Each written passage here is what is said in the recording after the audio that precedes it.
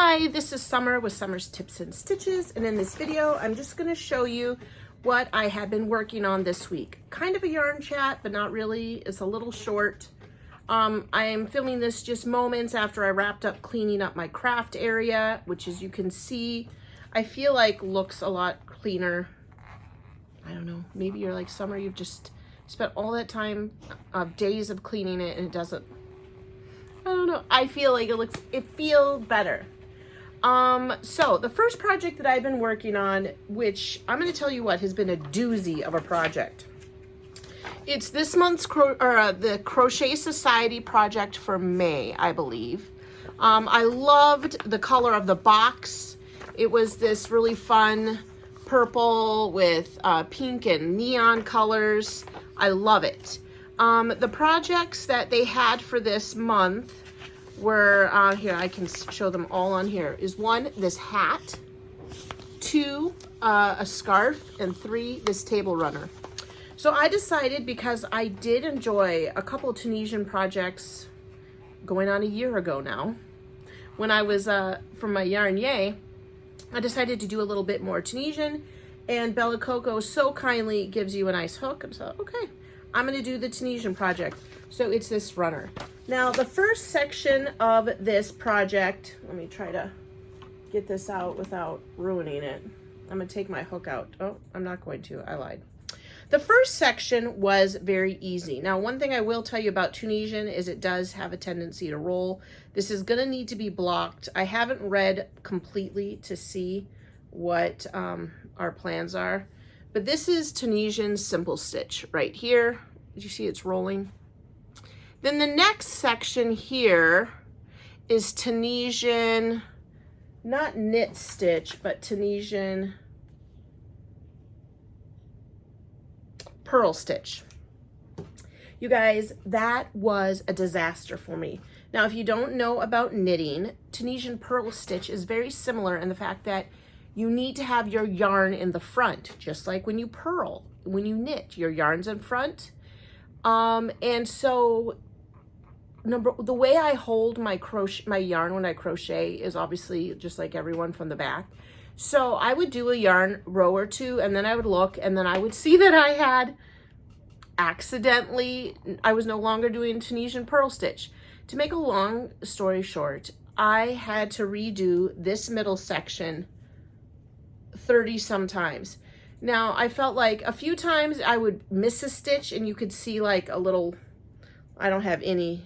This side is almost perfect because I did it over and over again. I frogged out completely back to where the color joined 3 times. And then sometimes I would do 2 rows and look 1 row back and have to rip it out. I mean, it was seriously days and days of me trying to get that section perfect, which I finally did. So I'm very happy about it. There's one area which I think you can, maybe you can see right there. I think this is a missed stitch, and I'm letting it go. It bothers me a little bit, but I am just not gonna pull it all out. I don't know why. I mean, part of me feels like you've done so much ripping out, why not just rip that out? The other part of me thought about trying to sew it with a little bit of pink thread, like tuck it in and then knot it in the back, because it's a table runner. So there will be a front side and a back side. This is what the back side is. Tunisian backside is not as cute as the front side. So the next part that I'm on is the Tunisian knit stitch. So just like when knitting, the yarn comes out the back, just like normal, and just like normal for crochet, but it does give it the look of knitting. Do you see that? Kind of like those columns of V stitches. And I'm doing pretty good. I have somehow ended up with 1 extra stitch. And so then I'm like, do I rip it out and go back to get to 1? Tunisian is not as easy to join 2 stitches together like in crochet to get rid of it. When I look at it, it doesn't look like it's 1 wider. I will say this project is gonna need a lot of blocking because, as you can see, it's curling everywhere on the bottom and on the sides. So I'm really hoping that the blocking of this project will work, because I have spent a lot of time working on this. So yeah, I don't necessarily know how far along I'm into it. I feel like I just finished my 70th row, and it goes on to 178. It doesn't really look, I mean, you can sort of see in the picture that there are some like issues with the border. See, it's rolling a little. So yeah. Yeah, you know what? It is what it is. If it turns out to be, the thing that's tough with this is you cut for the color changes.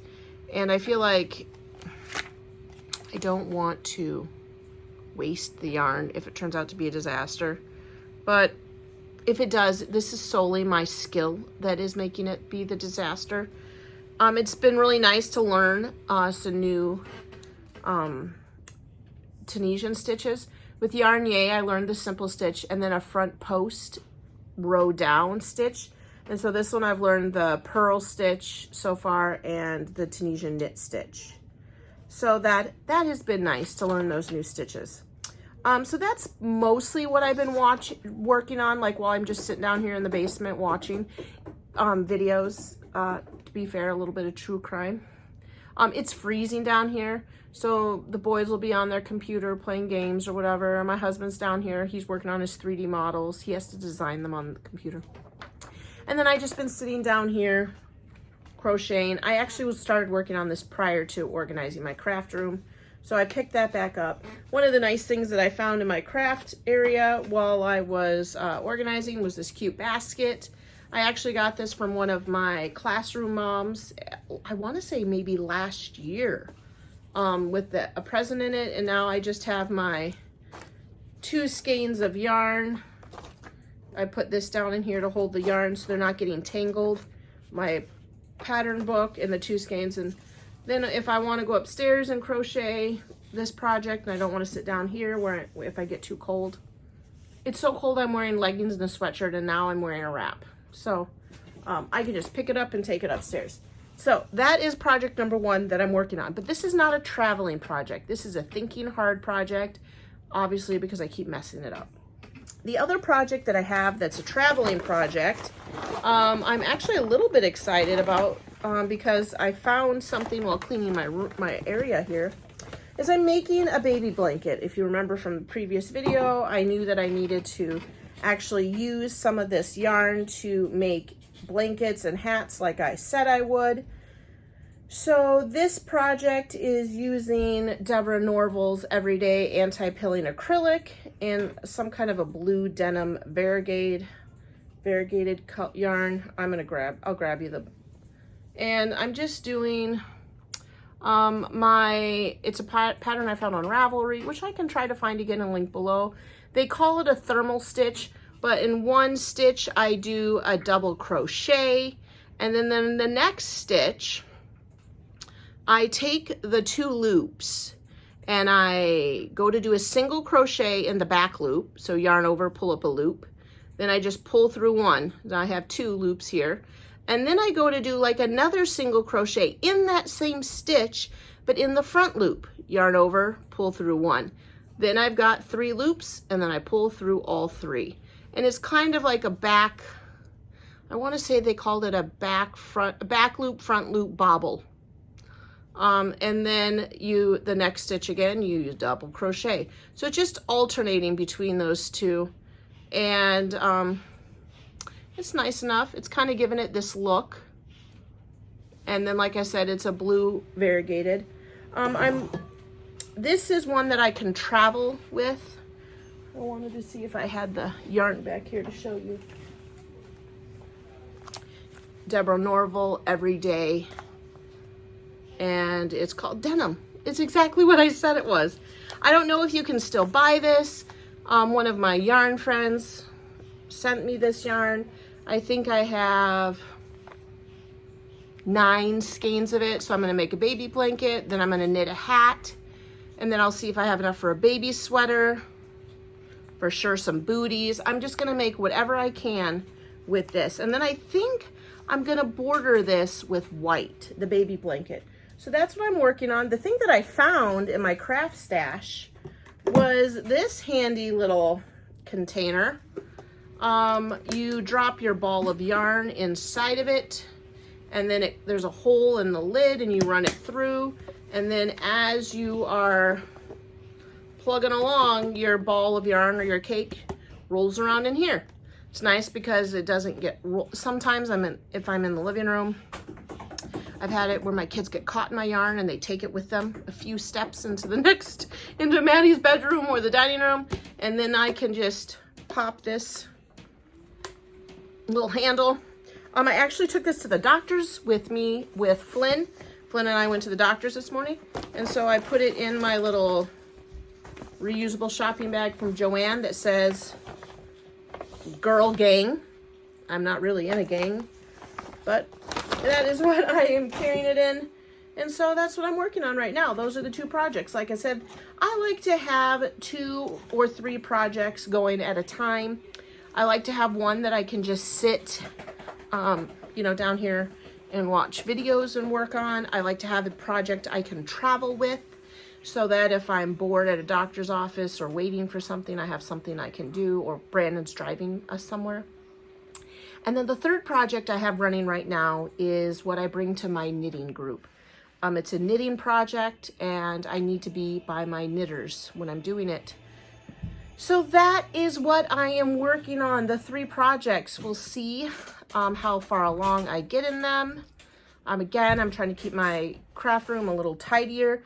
I have 2 boxes over there to go through. Actually, one of the things I need to go through is I ordered that essentials kit from Bella Coco. I can put a link in the description below, the essentials box, to what it is in case you want it. But I need to either put the yarn away and the supplies, put them away, or I did debate on just keeping it as is and giving it away as a present. I know, doesn't that seem dramatic?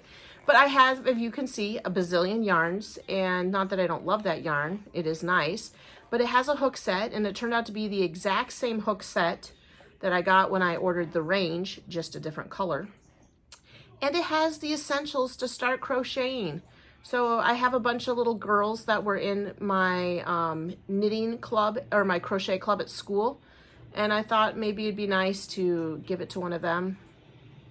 I don't know where I'm at here, because I did spend a fair amount of money on it, to be fair. But go ahead. I mean, it's beautiful. All the stuff in it, of course, is beautiful. But sometimes I just really felt convicted, if that sounds okay for you guys to understand. When I was cleaning up my craft area, I was really feeling like I have been hoarding up a lot of wonderfulness that I could share with others that currently is now just sitting in stacks around me. I know. So then I felt like, girl, start sharing some of this. So that's where I'm at with that. Okay, you guys, that is all for this video. Thanks for liking and subscribing. Thanks for watching my videos. Thanks for sharing my video. And until the next video, happy crafting. Bye.